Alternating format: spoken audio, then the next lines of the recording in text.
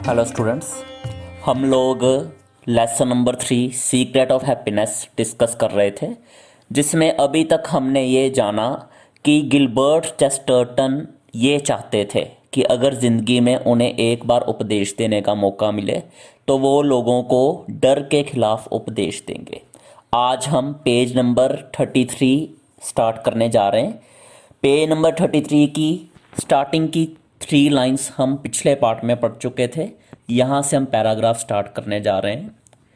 First line जो कि second paragraph से दी गई है, why should this eminent man of letters single out so ordinary and adversary. तो राइटर अब हमें ये बता रहा है कि ये जो इतने महान व्यक्ति थे, Gilbert Chesterton, man of letters मतलब विद्वान इंसान, ये जो इतने महान और विद्वान इंसान थे, इन्होंने डर जैसे साधारण दुश्मन की बात क्यों की। एडवर्सरी का मतलब है दुश्मन।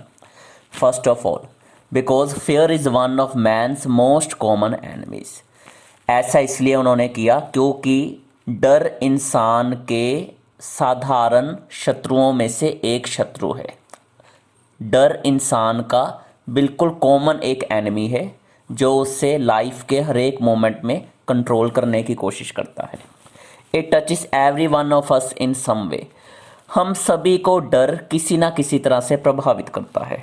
Many people for example have financial fears. जैसा कि आप सभी जानते हैं, इस दुनिया में बहुत सारे ऐसे लोग हैं जिन्हें पैसे का डर होता है कि कहीं उनके पैसे ख़त्म ना हो जाएं, जहाँ कहीं वो पहले से भी ज़्यादा गरीब ना हो जाएं। We have fears of ill health, anticipating the direful consequences of being overtaken by some bodily affliction। affliction का मतलब है दर्द, तकलीफ या कोई रोग। हम सभी को बुरी सेहत का डर होता है। कई बार हमें ये लगता है कि हमारे किसी काम की वजह से हमारे शरीर पर इसका बुरा प्रभाव ना पड़े और कोई रोग आकर हमें जकड़ ना ले। We allow ourselves to be made miserable by fear of what the future holds or fears of the consequences of past acts and decisions। कई बार तो हम अपनी ज़िंदगी खुद ही नर्क बना लेते हैं ये सोचकर कि आने वाले टाइम में हमारे साथ क्या होगा, और कई बार अपनी बीती हुई ज़िंदगी की बातें याद कर कर भी हम दुखी होते हैं। Fears of one kind and another haunt us and cast a shadow over our happiness। कभी एक तरह का डर तो कभी दूसरी तरह का डर हमारे ज़िंदगी को बहुत ज़्यादा प्रभावित करता है और हमारी खुशियों पर अपनी परछाई डाल देता है। No person is at his best और in full control of his powers if he is the victim of a fear. ऐसा कोई भी इंसान नहीं है जो बहुत अच्छा काम कर सके या अपनी पावर्स पर पूरा कंट्रोल कर सके अगर वो डर का ही शिकार रहेगा। कहने का मतलब है कि डरते हुए हम किसी भी काम में कामयाब नहीं हो सकते। In many ways fear lays its paralyzing hand upon an individual and becomes the chief obstacle to the full development of personality and to the achievement of success in life। बहुत सारे ऐसे तरीके हैं जिससे डर अपना भयानक परिणाम हमारी ज़िंदगी पर लेकर आता है। डर अपना हानिकारक हाथ हमारे ज़िंदगी के ऊपर रख देता है और हमारी पर्सनैलिटी को बढ़ने नहीं देता, ज़िंदगी में हमें सफल नहीं होने देता। The person who wishes to become adept in the art of living must learn to conquer and subdue his fears. Conquer का मतलब होता है कंट्रोल करना, सबड्यू होता है दबाना।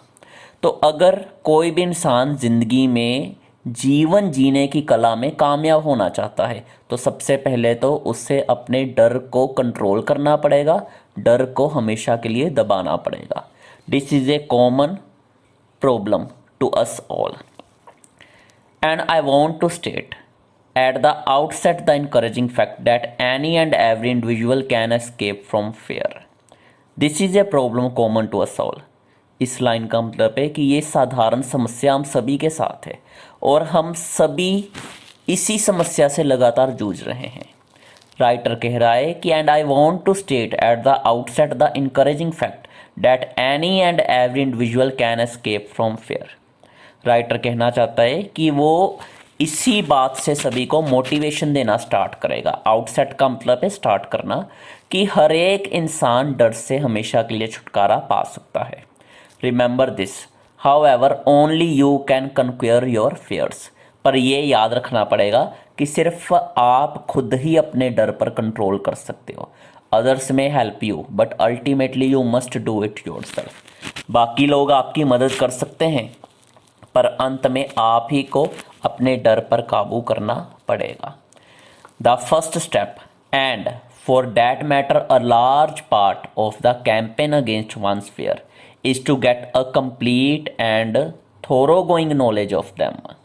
पहला कदम अगर हम डर पर काबू पाना चाहते हैं तो यही है कि जो भी हमारे डर हैं उन सारे डर को हम एनालाइज करें, उनका हमें ज्ञान होना चाहिए और उन सारे डरों को ख़त्म करने की कोशिश करें।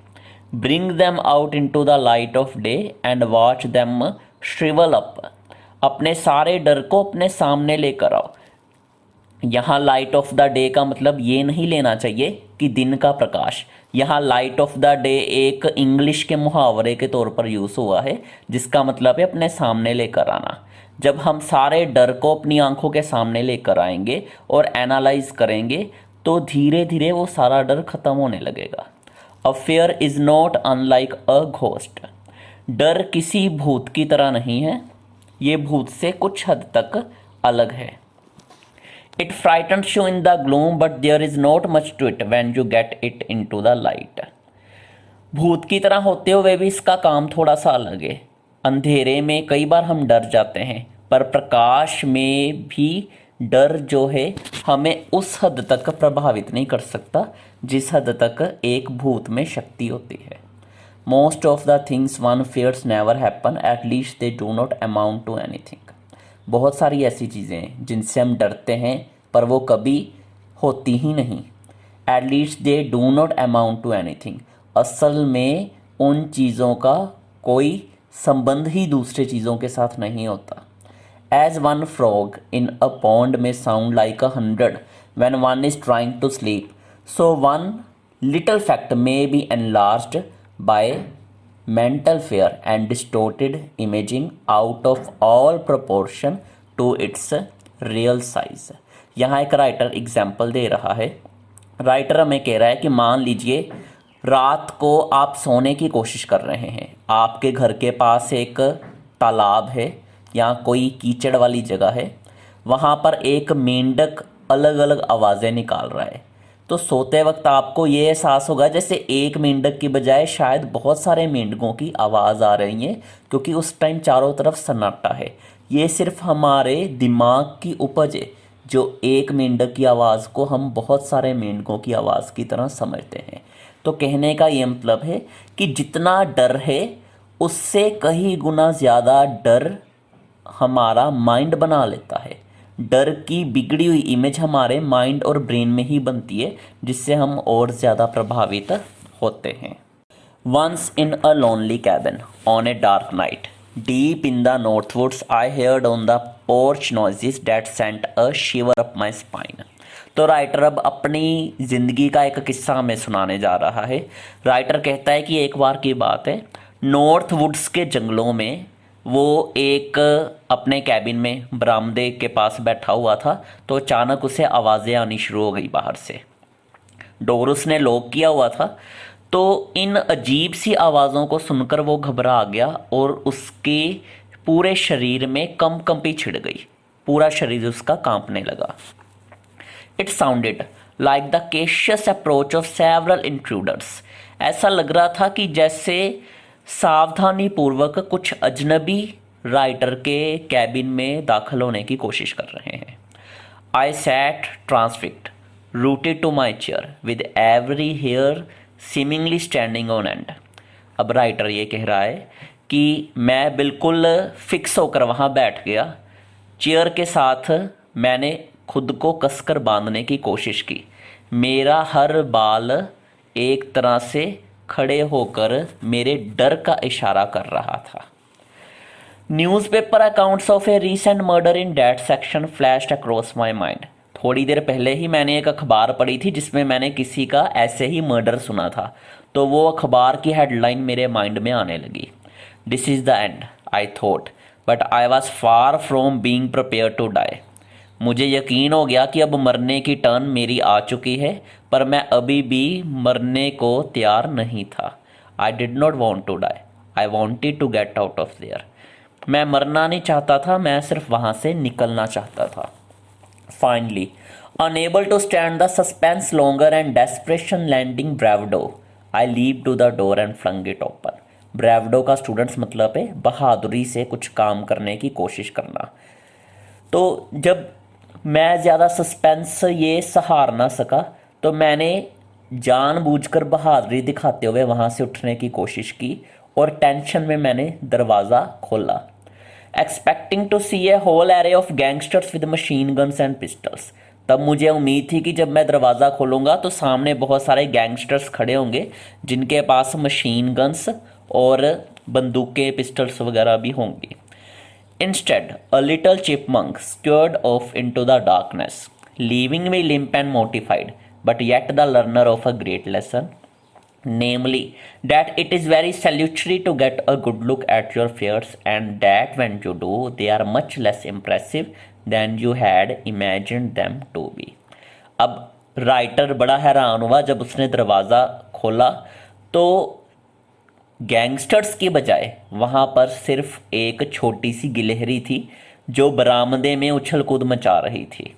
राइटर ये देखकर बड़ा शर्मिंदा हुआ। मोटिफाइड का मतलब है शर्मिंदा होना, लिम्प का मतलब है एकदम स्थिर खड़े रहना। राइटर बड़ा शर्मिंदा हुआ, वो वैसे का वैसा खड़ा रहा। अब वो सोचने लगा कि डर पर हमें अच्छी नज़र रखनी चाहिए, डर को भी अच्छा समझना चाहिए, पर कई बार हम डर को जितना बड़ा समझ लेते हैं वो डर उतना बड़ा होता नहीं है। स्टूडेंट, अब लास्ट टॉपिक हमारा आ गया, फोर्थ टॉपिक है फेथ इन हिम। यहाँ पर हिम वर्ड का मतलब है ईश्वर, भगवान में विश्वास। याद रखिए जब भी हिम का एच वर्ड कहीं कैपिटल आ जाए इट मीन्स ये गॉड को इंडिकेट कर रहा है। A great Japanese Kagawa, a preacher and social worker once visited our country.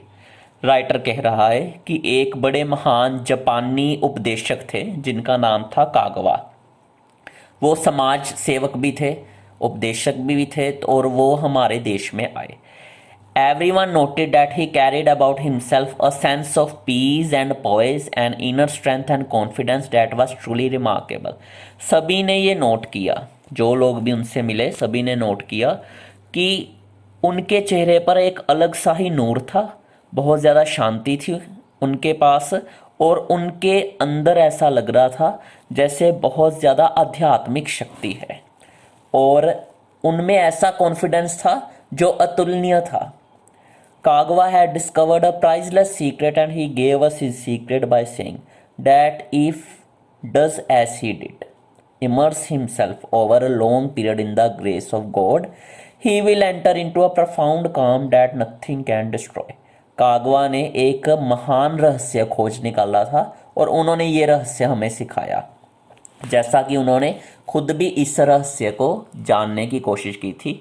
उन्होंने कहा हमें कि अपने आप को ईश्वर की शरण में ले जाओ लंबे समय तक, और आप ऐसी शांति हासिल कर सकते हो जिसे कोई भी डिस्ट्रॉय नहीं करेगा। Kagawa said that encountering mobs threatened by soldiers hurt by opponents the calm never left him. Kagawa ने यही कहा कि ईश्वर की शक्ति की वजह से, ईश्वर की शरण जाने की वजह से जो भी मैंने लोगों की लड़ाइयाँ देखी, मॉब्स का मतलब है झुंड, जो लोग एक साथ भीड़ बनाकर किसी को ख़त्म करने आते हैं उन्हें मॉब्स कहा जाता है। ऐसे लोगों की लड़ाइयाँ, सिपाहियों की धमकियाँ, दुश्मनों के द्वारा कष्ट पहुँचाना, ये सारी सिचुएशंस में भी ईश्वर के द्वारा दी गई शांति कभी उन्हें छोड़ नहीं सकती। His eyesight was threatened, disease afflicted him, but he never lost his calm. कागवा की आंखों की रोशनी काफ़ी हद तक जा चुकी थी और बीमारियां उनके शरीर में छाई हुई थी, पर फिर भी उनकी शांति कभी ख़त्म नहीं हुई। He testified that he was often amazed by the depth of his peace. This he assured us he had found in God. In that relationship he lost his fears.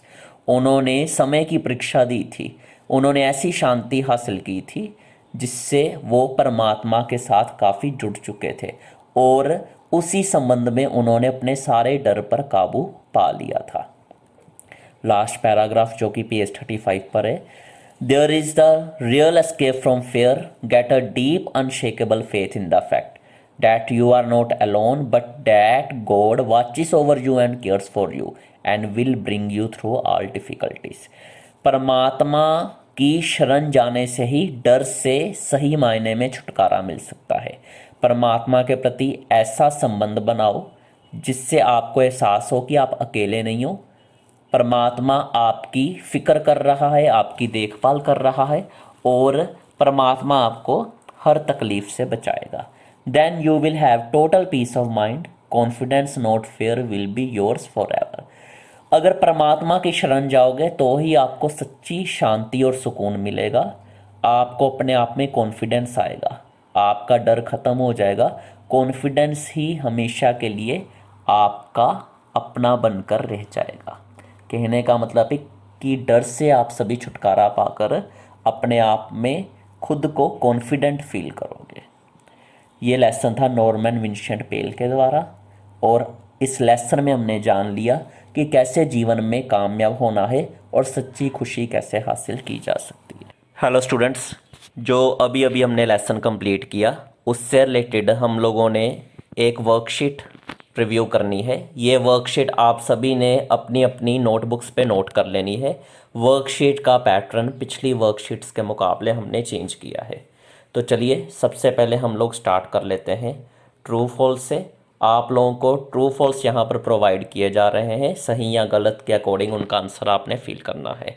Number 1, fear is our enemy, डर हमारा दुश्मन है। Number 2, mister Kagawa was a Canadian preacher, जो mister Kagawa थे वो Canada के उपदेशक थे। ट्रू या फॉल्स फील करना है आपने। Number 3, we should have faith in God, ईश्वर में हमें विश्वास होना चाहिए। नंबर 4, बड़े ध्यान से ये लाइन सुनिएगा, the meaning of the word mortified is to feel ashamed. Mortified शब्द का मतलब है शर्मिंदगी महसूस करना। इसका ट्रू फॉल्स आपने मेंशन करना है। वीडियो अच्छी तरह से प्रीव्यू करो तो आपको इस वर्ड का मीनिंग पता लग जाएगा। When the writer open the door there was a lion outside, जब राइटर ने दरवाज़ा खोला तो बाहर एक शेर था। ट्रू या फॉल्स आपने लिखना है। Then there is fill in the blanks, the word him indicates dash. Him word जो है वो गॉड या राइटर इन दोनों में से जिसे इंडिकेट करता है वो आपने डैश में लिखना है। Many people have dash fears, बहुत सारे लोगों को डैश तरह के डर होते हैं। कल्चरल का मतलब है अपने सभ्याचार से रिलेटेड, फाइनेंशियल मतलब पैसे से related. God dash for us, परमात्मा हमारी डैश करता है, केयर या डज नॉट केयर, दोनों में से एक वर्ड आपने लिखना है। सबसे इंपॉर्टेंट थर्ड टॉपिक है स्टूडेंट्स, जो आज हमने वीडियो की है प्रीव्यू, उस वीडियो में से आपने कोई भी 10 डिफ़िकल्ट वर्ड्स लेने हैं, उन्हें अपनी कॉपी पर लिखना है और उनके स्पेलिंग्स आपने याद भी करने हैं। ये है आपकी आज की वर्कशीट। इस वर्कशीट को अच्छी तरह से आप कंप्लीट कर लीजिए सॉल्व करके। Thanks students.